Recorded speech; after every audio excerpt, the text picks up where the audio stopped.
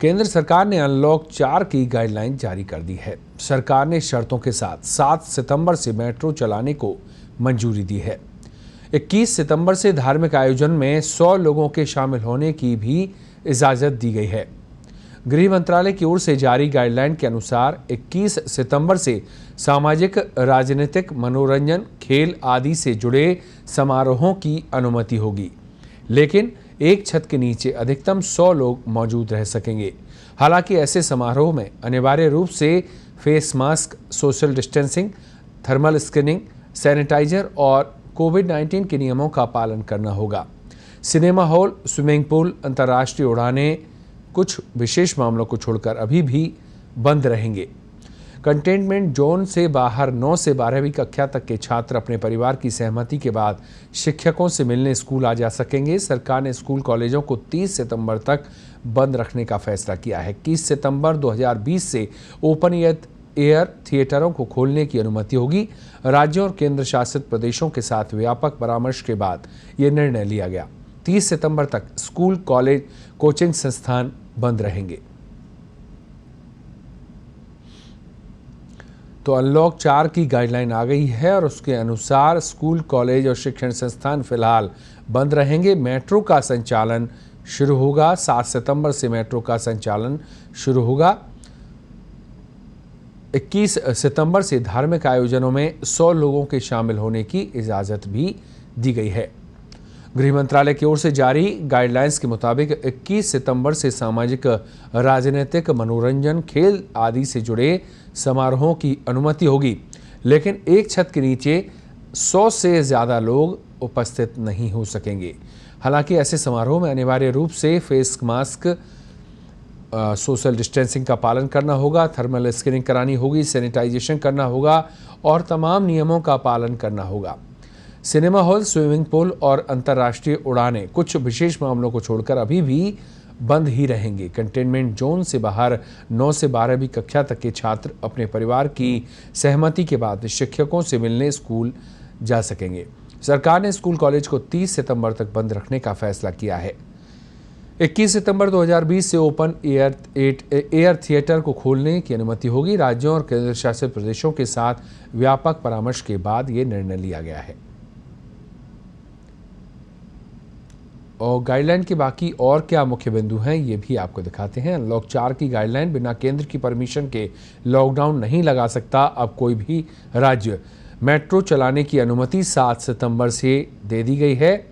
इसके अलावा 30 सितंबर तक स्कूल, कॉलेज और शिक्षण संस्थान बंद रहेंगे। 9वीं से 12वीं के छात्रों को स्कूल विजिट की अनुमति होगी। 21 सितंबर से सामाजिक, धार्मिक और राजनीतिक समारोह में 100 लोगों के शामिल होने की इजाज़त तो दी गई है।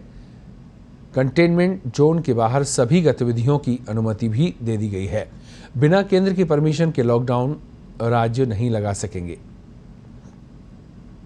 तो ये अनलॉक 4 की नई गाइडलाइन के कुछ अहम बिंदु हैं। 30 सितंबर तक बंद रहेंगे स्कूल, कॉलेज।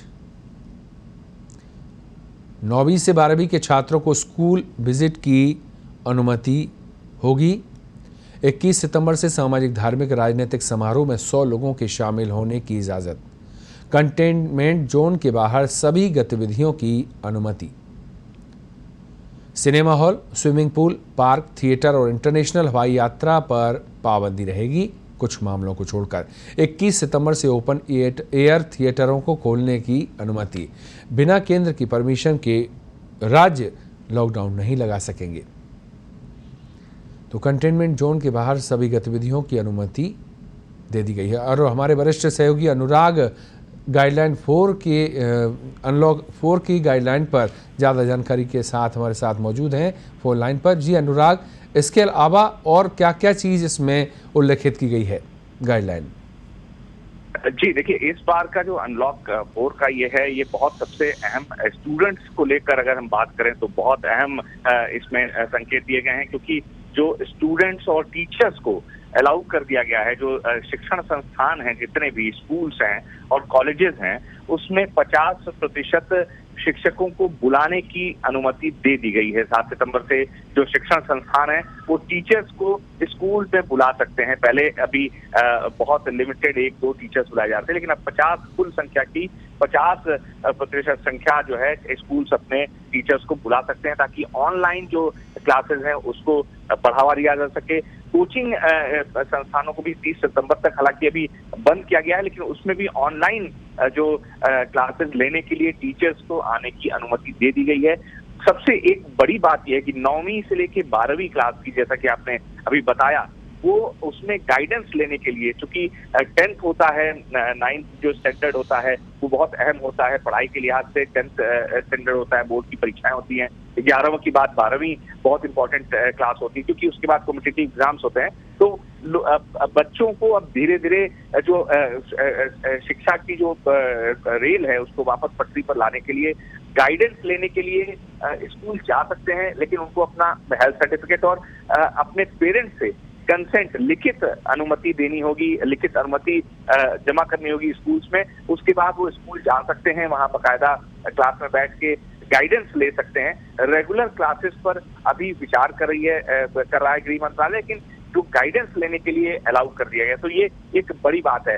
7 सितंबर से मेट्रो का जो है अलग अलग स्टेट्स में कर दिया गया है। दूसरा ये कि जो कई राज्य थे वो अपने मनमाने तरीके से ई पास अपना गृह मंत्रालय के बार बार मना करने के बावजूद अपना परमिट और अपना ई पास जारी करने की बात कर रहे थे, अलाउ नहीं कर रहे थे। उसको लेकर अब बहुत सख्ती दिखाई है गृह मंत्रालय ने कि बिना अब लॉकडाउन, गृह मंत्रालय जब सहमति देगा वो किसी भी स्टेट में, तभी ये बात हो सकती है। दूसरा ये कि बिहार के चुनाव का भी इस अनलॉक में असर दिखना शुरू हो गया है, क्योंकि जिस ढंग से धार्मिक गतिविधियों का तो वो अलाउ किया ही है, कल्चरल प्रोग्राम्स के लिए एक छत के नीचे कुछ लिमिटेड संख्या में 50 से 100 लोगों को अलाउ किया, लेकिन जो अब राजनीतिक गतिविधियां हैं उसको भी धीरे धीरे नॉर्मलाइज करने के लिए 100 लोगों को अलाउ कर दिया है कि राजनीतिक गतिविधियों में 100 लोग जो है सामाजिक दूरी का नियम का पालन करते हुए आ सकते हैं।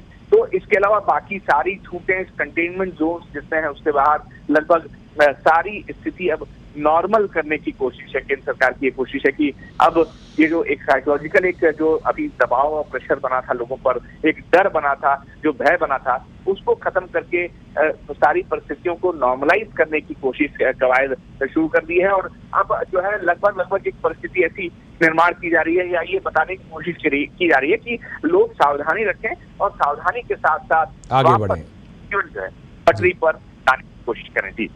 जी बहुत शुक्रिया अनुराग इस तमाम जानकारी के लिए। दिल्ली से हमारे सहयोगी अनुराग बता रहे हैं गाइडलाइन का, और विस्तार से उन्होंने बताया कि राजनीतिक आयोजनों में अब 100 लोगों की छूट दे दी गई है। एक छत के नीचे धार्मिक राजनीतिक आयोजनों में 100 के करीब लोग शामिल हो सकेंगे, इससे ज़्यादा को अभी इजाज़त नहीं दी गई है। जैसा अनुराग बता रहे हैं कि धीरे धीरे व्यवस्थाओं को पटरी पर लाने की ये एक कवायद से कहा जा सकता है।